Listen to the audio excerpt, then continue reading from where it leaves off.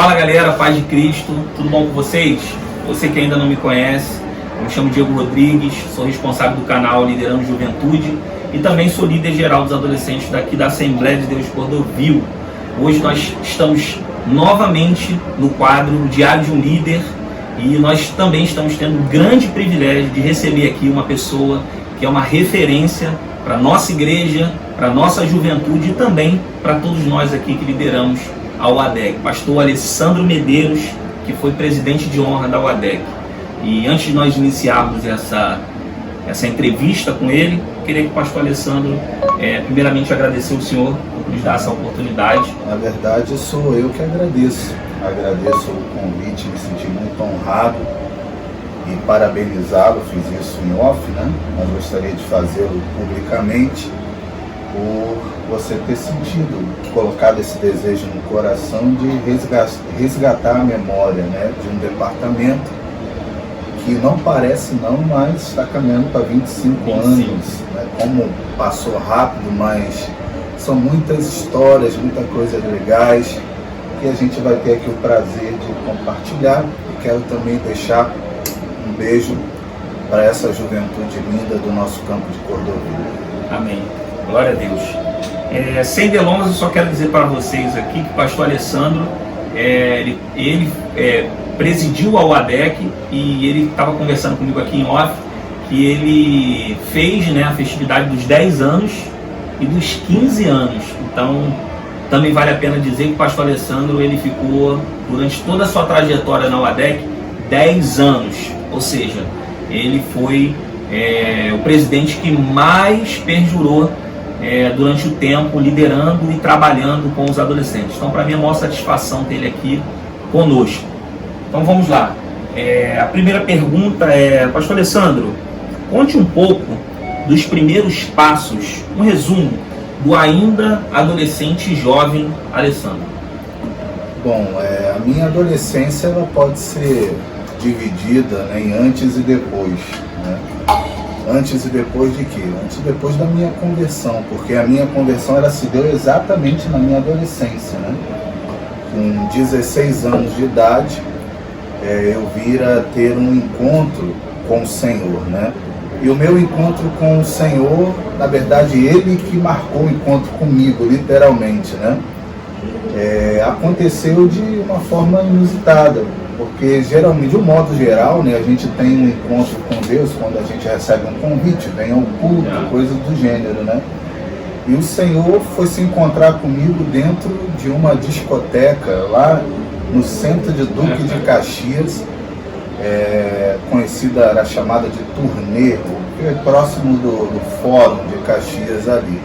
E eu namorava uma menina, né, com 16 anos de idade, eu namorava com ela há mais de um ano, e a minha mãe, ela era convertida, ela era uma serva do Senhor, a minha avó também, mas eu não havia me convertido ainda. Eu estava, como qualquer um jovem, vamos chamar assim, mundano, vamos assim dizer, estava num domingo numa discoteca.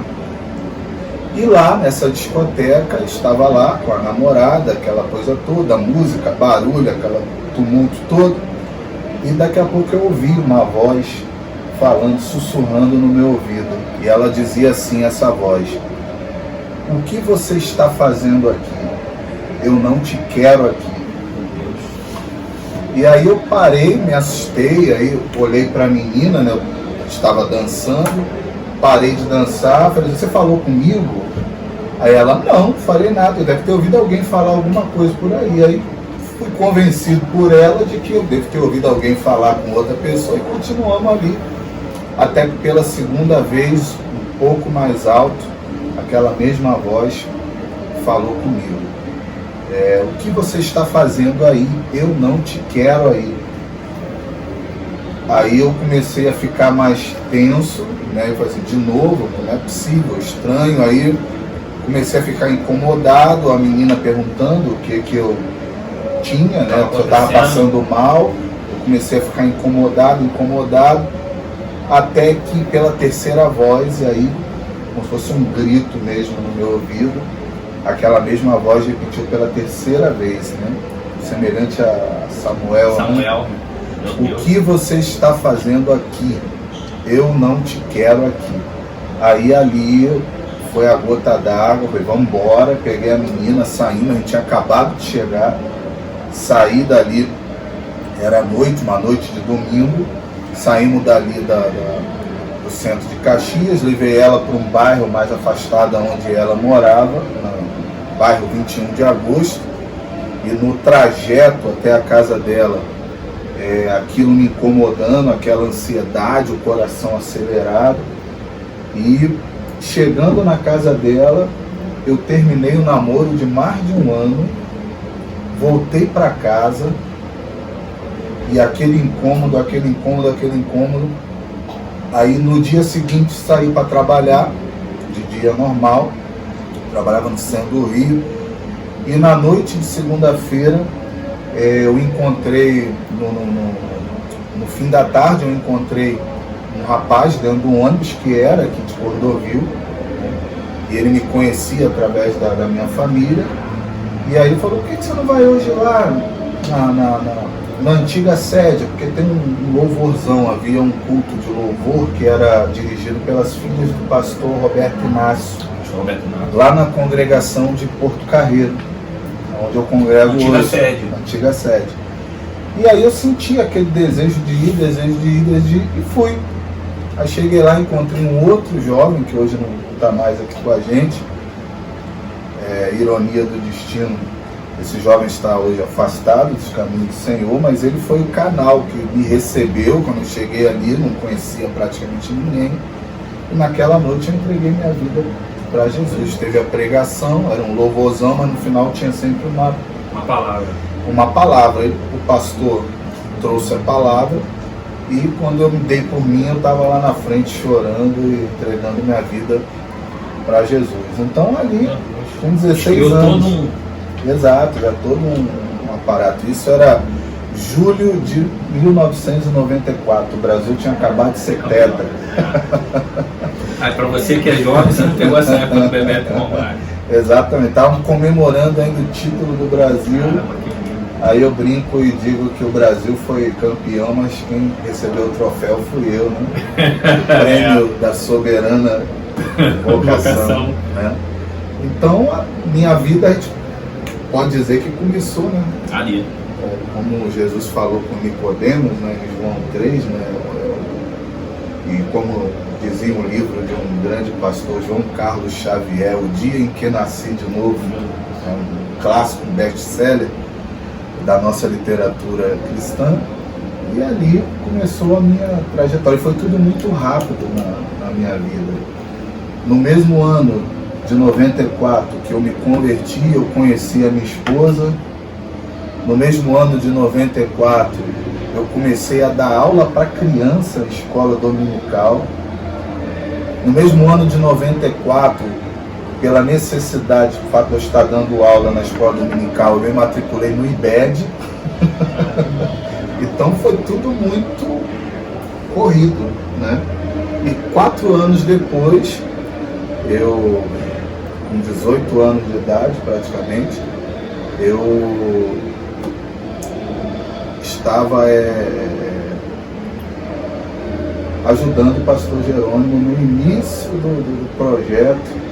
Então o senhor participou no início, né? Na inauguração, melhor dizendo.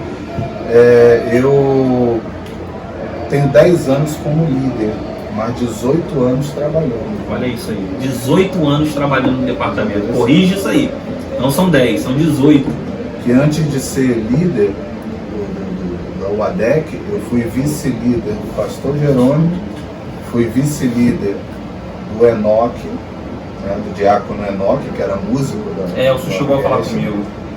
E fui vice do presbítero Davidson, que hoje está nos Estados Unidos, né? Inclusive fez aniversário no domingo, dia 31. Eu fui vice dele. Se fosse hoje, eu teria pedido música no Fantástico.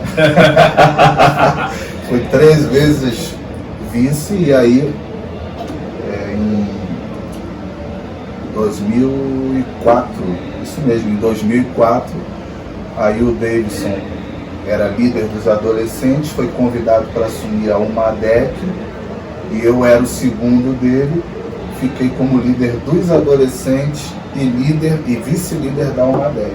Aí começou a minha trajetória dentro dos adolescentes como líder, né? Aí fiquei em 2004, 2005, depois voltei em 2008, aí foi até 2014, 2015, né? 2014, eu lembro. Eu cheguei sobre também foi regente, né, pastor? Eu chegou a regia também, né? Além de liderar. Porque na verdade eu fui até 2014 na UADEC, mas continuei como líder dos adolescentes local. Ah, da sede. Porque o trabalho foi desmembrado, né? Sim.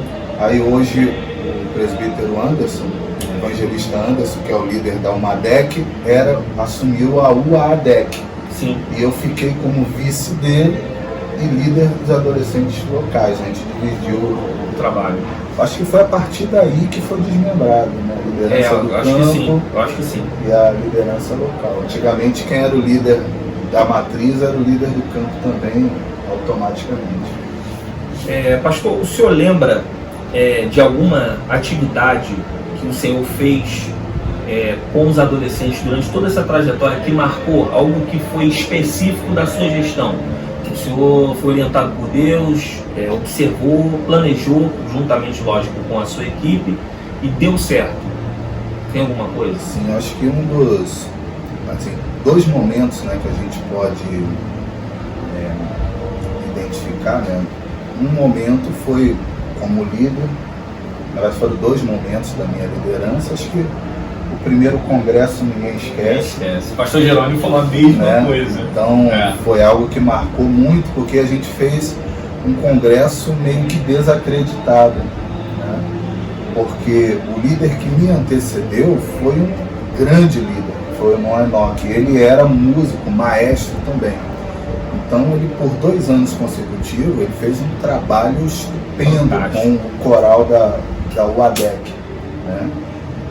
E eu sempre digo que mais difícil do que se construir é se manter. Se manter, eu falo isso também, pessoal. Aí você vê alguém assumindo a UADEC depois de uma liderança de sucesso e tendo que manter, sendo que não se tem nenhum tipo de experiência com música, a não ser experiência que eu tive de cantar em coral. Eu cantei no coral Jovem Renda de 94 a 98, então tinha aquela experiência de cantar em coral, mas nunca de regência, não sabia nem tocar a caixa de fósforo. Eu só aprendeu na prática? Foi na marra.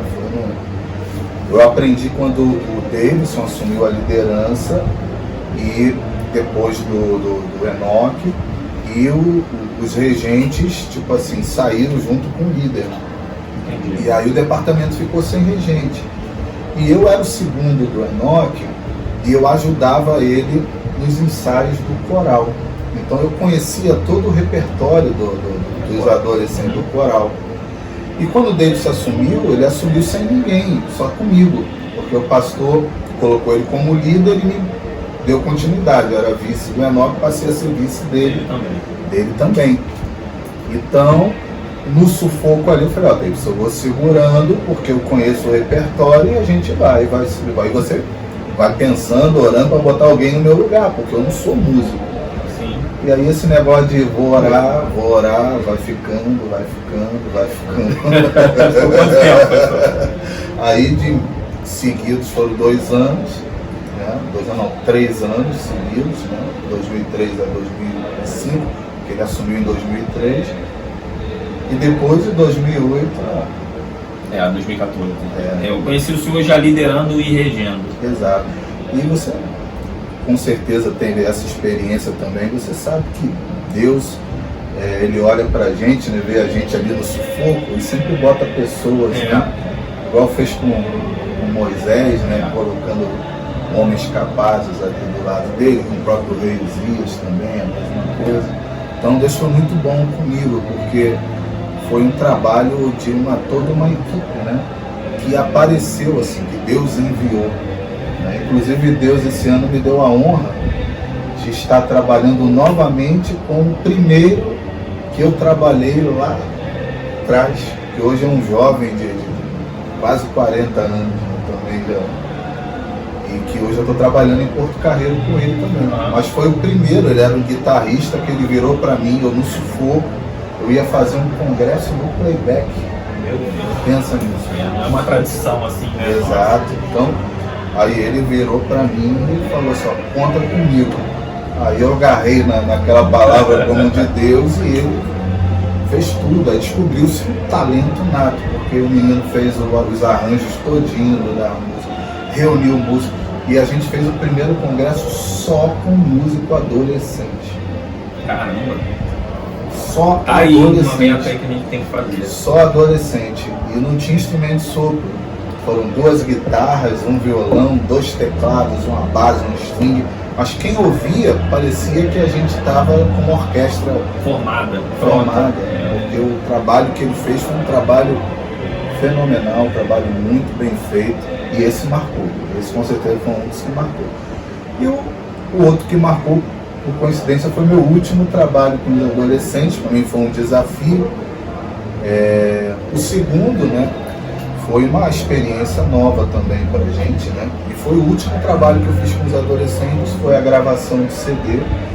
Isso a gente gravou não com o ADEC, a gente gravou aqui com os adolescentes aqui local, mas tudo para dar errado. E no final, quando a gente pegou o trabalho pronto, a gente falou assim, não somos nós que estamos cantando, os músicos ficaram muito felizes, porque foi tudo ao vivão mesmo, né? Idas e vindas a estúdio, meses. Caramba, que legal, eu não sabia disso. Foi bem legal mesmo. E passando voz a voz, instrumento por instrumento, e volta, edita, e pá, e tá. E quando foi no aniversário do Conjunto Iravé, a gente fez uma festividade com os hinos novos do CD, que era um hino inédito. Sim. Então, como líder desses 2 trabalhos, se foi porque eu fui o primeiro e o último, né? Marcaram, né? Mas é difícil escolher qual, né? Porque um foi pela inexperiência, né? Porque era a primeira vez. Você já tinha já toda uma história, né? Mas foi uma despedida, né? É. Mas no meio disso, a gente fez congresso sem recurso, e tendo que levantar recurso, faltando um mês para o congresso. Realidade. Aí teve um congresso que a gente chegou no ensaio geral, deu problema, um monte de comunidade, guerra de tráfico. E aí a gente falou, bom, não vamos ter o congresso, porque justiça, os irmãos não vão liberar, os pais não vão liberar seus filhos. Você lembra um ano que estourou a guerra no Rio de Janeiro, então vários lugares estavam tendo problema, e chegou no dia do congresso, estava todo mundo aqui. No dia de congresso. Então são experiências, né, que a gente viveu. Agora, uma sem dúvida nenhuma, aí eu já não como líder, mas eu trabalhava com os adolescentes, o pastor Jerônimo já deve ter contado essa história, né? Dos mais de 80 adolescentes. 80 a gente parou de contar. A parte Feliciano, né? Exato. Ele falou aqui. A gente parou de contar no 80. Eu não me lembro assim. Porque alguém estava em cima do púlpito, apontava e começou a contar. Quando passou de 80... Esse foi o primeiro congresso? Foi, né? Foi. Ele falou aqui, o primeiro congresso. E eu lembro que eu morava em Irajá, eu era namorado da minha esposa, eu morava em Irajá, eu peguei o ônibus, o 905, para ir para casa, e as pessoas subiam no degrau do ônibus, passavam na roleta falando línguas estranhas. Ao ponto do trocador ficar assustado, as pessoas dentro do ônibus ficar assustadas. Eu chamo de o culto que não acabou. O pastor Francisco não conseguiu, com o microfone na mão, graça de nós. A igreja tomada. A igreja tomada e não conseguiu acabar o culto, pastor. Então a gente chama de o culto. Rolou nos bastidores aqui, o pastor Jerônimo falou que teve pais que tiveram que botar os filhos debaixo do chuveiro. Porque os filhos estavam em línguas estranhas em casa e os pais não entendiam, porque alguns pais não eram cristãos. Exato, ali foi, sem dúvida nenhuma, foi um marco, né? É como se Deus, eu entendo que é como se Deus estivesse selando, né, o evento, que era o primeiro congresso, né? Confirmando o trabalho. Confirmando o trabalho. Então eu entendi dessa forma. Inclusive eu também fui batizado com o Espírito Santo ali. Naquele congresso. Legal. 4 anos buscando o batismo no Espírito Santo. E Deus me batizou ali, quando eu menos imaginei, né? Por isso que eu sempre digo aos jovens, eu quero trazer aqui essa palavra para vocês, o batismo no Espírito Santo é para vocês também, né? E não fiquem preocupados não, busquem, consagre a vida de vocês, e vai chegar um dia que você vai achar que vai ser um dia normal para você, e vai acontecer igual Atos, né? De repente, assim que diz Atos, né? De repente vai acontecer na sua vida. E foi comigo assim. Caramba, pastor, que história incrível. Pastor, eu tenho mais algumas perguntas aqui.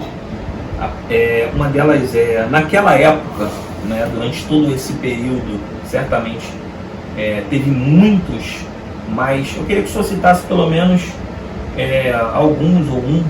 Já existia naquela época grandes desafios de fazer, de orientar os adolescentes a permanecerem na igreja? Assim, era bem difícil? Essa é a nossa missão, né? Desde sempre, né?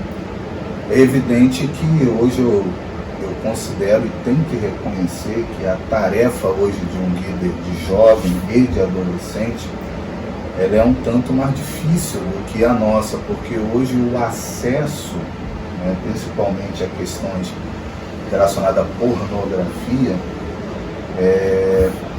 porque adolescente tendo problemas dentro da área da sexualidade sempre existiu, né? Desde que o mundo é mundo, isso daí não é mundo. Agora, o acesso à pornografia hoje é algo muito mais geral, né, pastor? Fácil do que na minha época. Quando eu era garoto, para eu ter acesso a material pornográfico, eu me converti com 16 anos, então eu tive toda uma vida antes, né? Era quase que uma engenharia, né? Eu tinha que ter um irmão mais velho de alguém que ia na banca de jornal, era assim. Hoje não, hoje a pornografia vem aqui no celular. E a pornografia, sem dúvida nenhuma, eu considero hoje o maior instrumento de esfriamento espiritual. Isso daí... Que ela engloba várias outras áreas, né, pastor? Exato. Aí tem outros, como a indústria do entretenimento, que cresceu bastante. A minha geração era rato de igreja. Né? O Fabiano, ele fala muito isso. Nossa diversão era vir à igreja, encontrar com o pessoal, e tudo era motivo. O importante era estar junto. O importante era estar junto, e a gente inventava as coisas dentro da igreja só para estar na igreja. Né? Hoje se tem um leque, né, o surgimento dos shopping center, que não havia na época, foi algo que veio depois, aí começou a levar as pessoas para esse público, e a coisa foi crescendo, e aí a indústria do entretenimento hoje é muito grande, séries, que estão ali para prender não só o adolescente, mas prender o ser humano na frente de uma tela de televisão. Se tornar um escravo, né? Exato. E a palavra entreter, não sei se você já teve a curiosidade de ver no dicionário, né? Entreter, segundo Aurélio, é distrair. Então, olha... É uma distração. Exatamente, a ideia é distrair. Como se fosse tirar o foco. Exatamente, fazer você perder o foco, né? Esvaziar a sua mente e você ficar ali distraído. Né? E, como dizem por aí, a mais pura verdade, a mente vazia. Oficina do diálogo. Oficina. Mas eu, antes mesmo da indústria do entretenimento, eu considero a pornografia hoje o maior instrumento de Satanás para o esfriamento espiritual. Porque muitos jovens, na sua sinceridade, eles desejam estar em comunhão com Deus, desejam buscar os dons espirituais, desejam buscar, eles querem ter essa experiência, mas muitos deles, a grande maioria, posso afirmar, que acabam desistindo porque estão comprometidos ou escravizados pela indústria da pornografia. Então, é um processo, né? É igual a igreja de Éfeso, né? A gente vê em Atos 19, Éfeso nasce num avivamento. Aí uns 20 anos depois, Paulo escreve uma carta para aquela igreja dizendo: enchei-vos do Espírito. Mas peraí, uma igreja que nasce no avivamento ao ponto das pessoas trazerem livros de magia negra para queimar na praça. É o único momento do ministério de Paulo que Lucas vai descrever que Paulo fazia milagres extraordinários. Era ali na cidade de Éfeso. Então a igreja nasce num grande avivamento. Não demora muito, Paulo escreve para ela: enchei-vos do Espírito. E aí, uns 40 anos depois, uma outra carta enviada para aquela igreja e dizendo que eles haviam perdido o primeiro amor, né, lá no livro de Apocalipse, né, de João. Então, o esfriamento espiritual é um processo, né? E hoje eu vejo os nossos jovens, os nossos adolescentes, em virtude desses dois fatores, né? Escravidão, no que diz respeito à indústria da pornografia, e também a questão da indústria do entretenimento, que tirou o foco. Hoje você pergunta para cada adolescente sobre seriado. Exato. Quer ver, uma coisa prática, coisa mais fácil no meu tempo de líder, por isso que eu falo que vocês hoje têm um desafio ainda maior do que foi do pastor Jerônimo, que hoje, coisa que era mais fácil era reunir adolescente. Está cada vez mais difícil se reunir adolescente. Verdade. Parece que eles são ensinados a ter uma responsabilidade menor com as coisas de Deus, como por exemplo uma grande dificuldade de reuni-los para esse propósito, mas quando é uma coisa secular, né, nesse aspecto eles têm a maior facilidade possível de se reunir.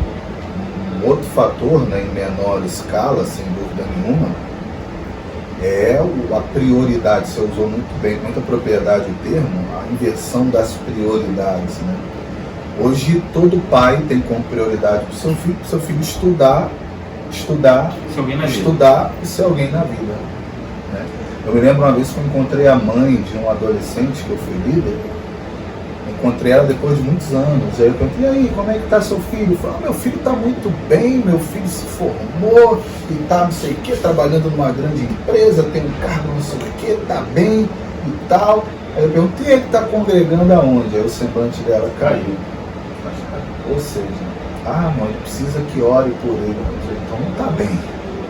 Sem Jesus? Exato, não está bem. É o que a Bíblia diz nos Evangelhos, que adianta o homem ganhar o mundo inteiro e perder a sua alma. Então, o senso de prioridade, os próprios pais, né, isso é uma constatação, se eles tiverem que priorizar alguma coisa, uma prova que o adolescente vai ter no dia seguinte, um concurso que ele está se preparando, entre um trabalho que está sendo feito para a igreja, uma gincana bíblica, ele vai segurar o filho dentro de casa para estudar para a prova, do que vai enviar o filho para a igreja.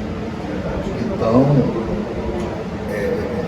se tem esse outro aspecto também. Então, vocês têm um desafio maior, né, do que o nosso, e cabe a nós que passamos, né, pela história da UADEC, está também orando pela vida de vocês. Já digo que conte com as nossas orações para que Deus possa dar estratégia, métodos para vocês conseguirem, com todas essas barreiras, né, vocês conseguirem trazê-los para a presença do Senhor, que é o principal. Amém. Pastor, eu tenho umas duas perguntas aqui, e essa penúltima pergunta vai para todos os líderes jovens e adolescentes de todas as igrejas que estão nos assistindo aqui. Quais conselhos, ou melhor, qual conselho o Senhor deixa aqui para os líderes de jovens e adolescentes que vão nos assistir? O trabalho com adolescente, antes de tudo, possui uma natureza pastoral, né? O que eu posso dizer para vocês é o seguinte, rápidas palavras: não se limitem a ser um fazedor de eventos, não se limitem a ser um agitador de massa, mas seja um referencial. Os adolescentes hoje precisam, hoje não, sempre, desde sempre, né, precisam de referenciais. Infelizmente a gente vive uma época, né, em que os referenciais são mais negativos do que positivos, né? haja vista os escândalos que estão surgindo, né? De pastores se envolvendo em corrupção, de cantores tendo aí problemas de natureza N. A gente tem uma cantora que está pastoreando a igreja com uma tornozeleira eletrônica. Então isso demonstra como estamos, né? Como estamos caminhando. Porque me arrepia as palavras de Jesus quando ele falou: porventura, quando o Filho do Homem voltar à terra, achará fé na terra? Essa palavra me arrepia. Então, o objetivo principal da vida de vocês como líderes de adolescentes, é vocês serem referenciais, para que vocês possam gerar na vida desses adolescentes, e é o que eles precisam, de raiz, de alicerce. Não se constrói uma casa pelo telhado, se constrói uma casa pelas bases. E os nossos adolescentes precisam ter as bases para poder aí sim desfrutarem de outras experiências espirituais. Mas se não tiver a base, e a base vem com ensino, a base vem com um exemplo de vida, a base vem com um bom aconselhamento, um acompanhamento. Então tudo isso você vai estar contribuindo para que o seu adolescente ele possa crescer com raízes profundas. Porque se a gente só se preocupar com as experiências dos eventos, que vem um pregador e aí traz uma mensagem, aquela comoção, aquele hino diferente e que traz aquela comoção, e aí acaba o congresso. Uma euforia que acaba. Exatamente. Você vai fazer com que seus adolescentes vivam de momentos, mas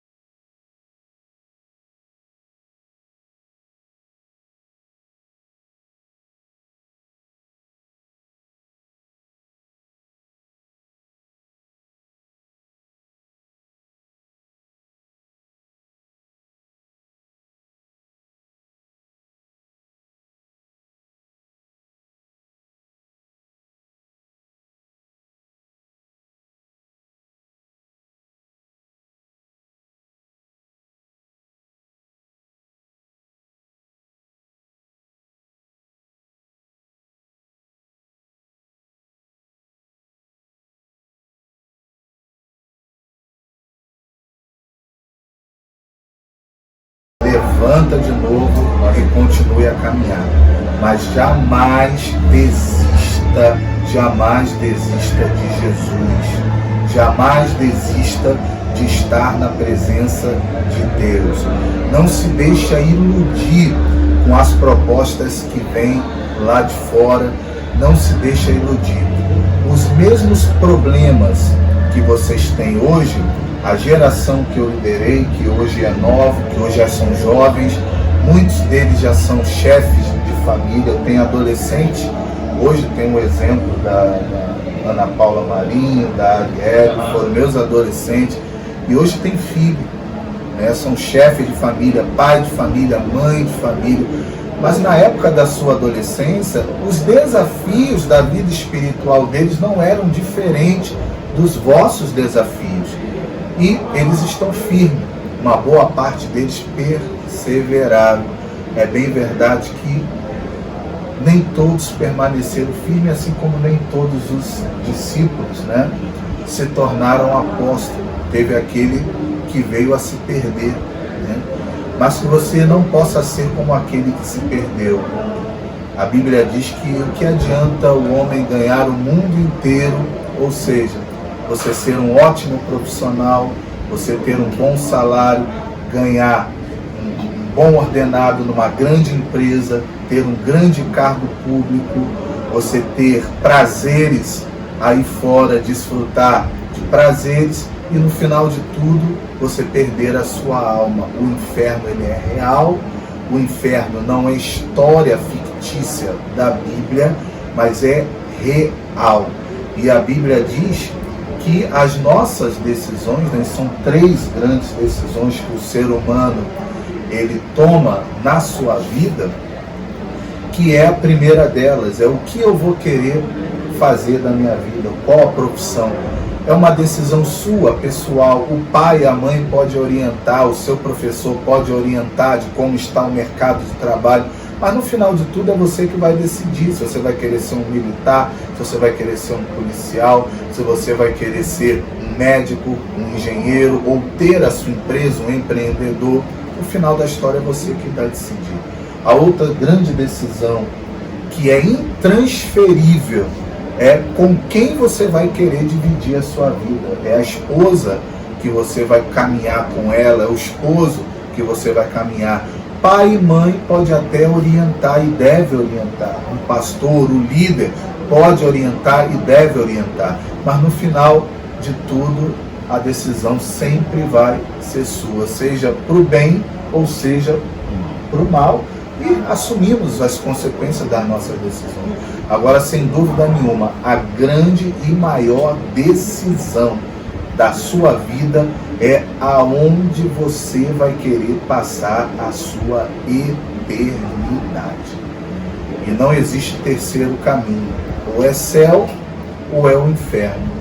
E a decisão que você tomar em vida, porque a Bíblia diz que depois da morte segue-se o juízo, né? A doutrina do purgatório, ela é uma falsa doutrina. Então a Bíblia diz que depois da morte segue-se o juízo, né? Nos traz essa realidade à tona. A decisão é aqui, enquanto você viver. E você não sabe quando Jesus vai voltar para você, porque às vezes a gente espera Jesus no arrebatamento. Mas eu posso sair daqui, sofrer um acidente de carro e Jesus voltou para mim ali. E a pergunta é, se Jesus voltasse para você hoje, como está a sua vida? Então pense sobre isso. Permanece firme, por mais difícil que possa parecer, por mais lutas que possam vir, por maior que seja a dificuldade, fique firme, porque no final você vai ver que valerá a pena. Glória a Deus. Gente, estou muito feliz de ter esse privilégio aqui que o pastor Alessandro nos deu. Desde já quero agradecer. Obrigado, pastor, por essa oportunidade. Eu que agradeço por esse espaço. Muito obrigado mesmo. Você que acompanhou a gente até aqui, deixe seu comentário, né, alguma dúvida sobre liderança, o que você achou, compartilhe com outras pessoas, porque eu tenho certeza que esse vídeo, essa matéria que nós fizemos aqui do Diário de um Líder, com o pastor Alessandro Medeiros, vai edificar e tem edificado muitas vidas. Fique com Deus, que Deus nos abençoe e até a próxima. Paz do Senhor.